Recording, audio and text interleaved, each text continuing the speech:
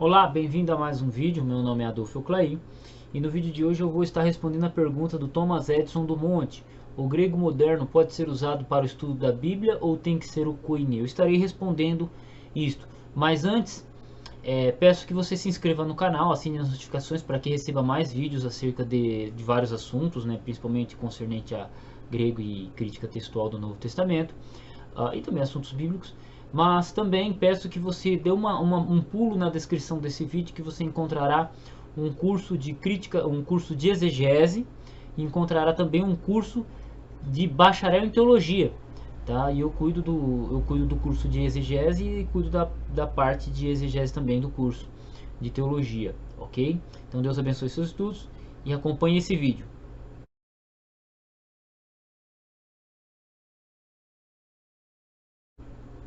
Como eu disse, eu vou estar respondendo esse Thomas Edison, né? Eu achei muito interessante a pergunta dele, né? Se a gente pode usar o grego moderno para o estudo para o estudo da Bíblia em si, né? Ou só serve o grego koine. Primeiro a gente tem que entender o que é grego. Grego é uma língua.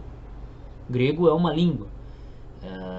Também hoje é uma nacionalidade, um conceito nacional. A Grécia, os gregos, a cultura grega. Então você tem a palavra grega se referindo a várias coisas. Mas como língua,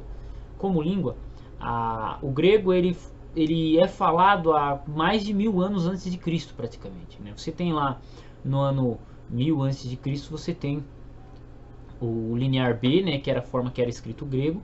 Depois era um outro tipo de alfabeto. Depois passou a ser o alfabeto que a gente conhece, aquelas letras alfa, ômega que a gente já conhece do grego mesmo. Esse alfabeto passou a ser usado a partir do ano 1000, ano 800 antes de Cristo, mais ou menos. E do ano 800 antes de Cristo até o ano 330 antes de Cristo, você tem um período do grego chamado grego clássico, que ele tinha 4 dialetos base. Dentro do grego clássico você tinha 4 dialetos base: o jônico, o eólico, o dórico e o ático, tá? Jônico, dórico, eólico e o ático são os 4 dialetos gregos que eram falados dentro da língua grega, ok? Aí, com as conquistas de Alexandre o Grande em 330 a.C. até 330 depois de Cristo, você tem em 330 a.C. temos Alexandre o Grande fazendo suas conquistas, né, e levando a cultura grega ao mundo todo. E esse grego ele é falado desde as conquistas de Alexandre o Grande até 330 depois de Cristo, quando o Império Romano começa a perder influência e se desfazer. Então o grego ele começa a perder força. Então nesse período de 660 anos, que é 330 a.C. e 330 depois de Cristo, nós temos um período da língua chamada grego koine. Nesse grego koine foi escrito Flávio Joséfo, foi escrito o Novo Testamento, foi escrita a Septuaginta. Filo de Alexandria escreveu nessa língua. Obras como Eusébio de Cesareia, acho que foi escrito também, né? Apesar que Eusébio de Cesareia é século IV, né? Século IV ainda é 300 e pouco. Eusébio de Cesareia escreveu possivelmente nesse dialeto do grego koine. Então, os pais da igreja escreveram em grego koine essencialmente. Então você tem esse período da história. Depois do ano 330 depois de Cristo até 1454, você tem um período da língua grega chamado de período bizantino, né, o grego eclesiástico, que é o que? Quando Constantino fundou a Turquia, né, ele fundou a cidade chamada Bizâncio, que posteriormente foi chamada de Turquia.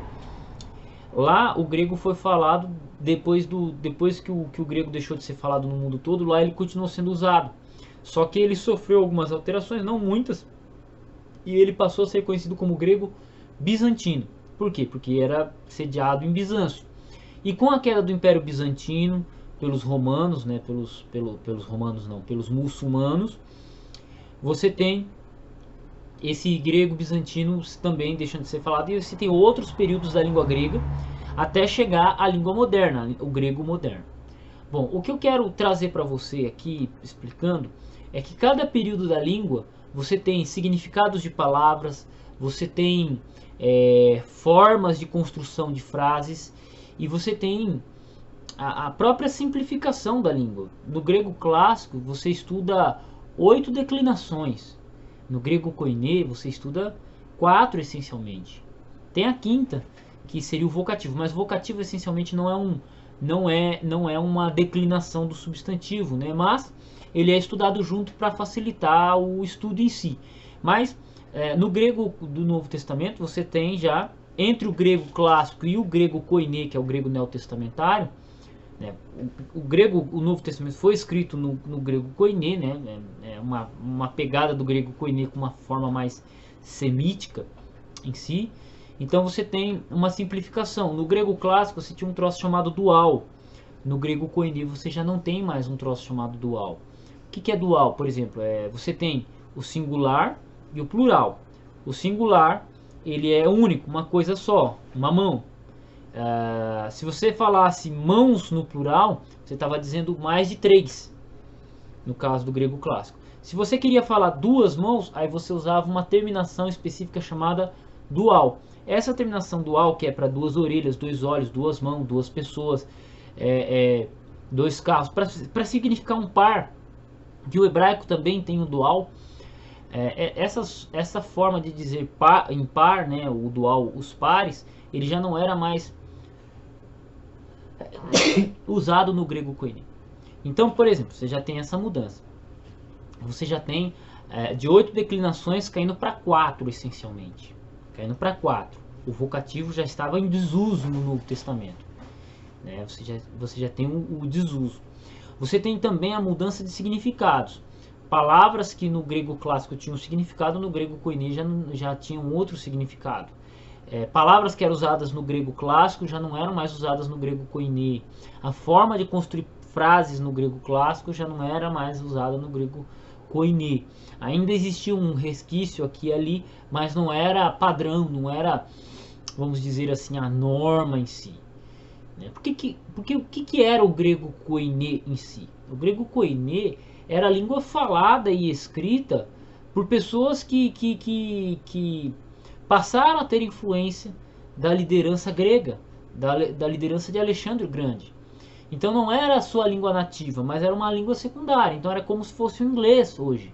Se você aprender a falar o inglês, ou o espanhol, aqui no Brasil, como é o nosso contexto, o inglês, o espanhol, o francês são segunda línguas.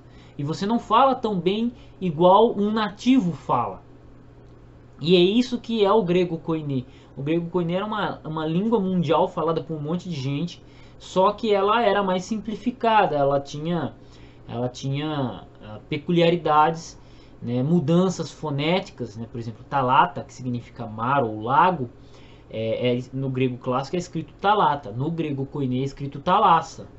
Você tem a troca de dois taus por dois sigmas, né, tal ou teta. Você tem essa troca do T pelo S no grego koiné, entendeu? E no grego moderno, se você só tinha 4 declinações, no grego moderno cai para 3. Eu não sou um estudioso, não sou um entendido de grego moderno, particularmente eu não falo nada de grego moderno, mas você tem isso.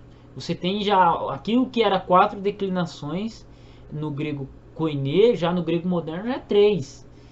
Você tem um monte de palavra nova, por exemplo, você tem a criação da palavra avião, a palavra prédio, a palavra navio já existia, mas você tem mudanças de palavras, você tem mudança de tempo verbal, né? No grego clássico era usado o auristo de uma maneira, no grego koiné já era usado de uma forma diferente, de uma forma mais simplificada, entendeu? Então, existe todo um escambalacho de língua para língua. Então, quando a gente estuda uma língua, ela tem um recorte temporal. É igual o português. Você estudar o português de 1600 é diferente de você estudar o português de hoje.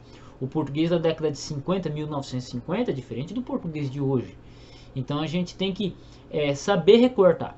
E para o Novo Testamento tem que ser estudado o grego koiné. Não adianta você saber grego moderno achando que vai entender o grego koiné.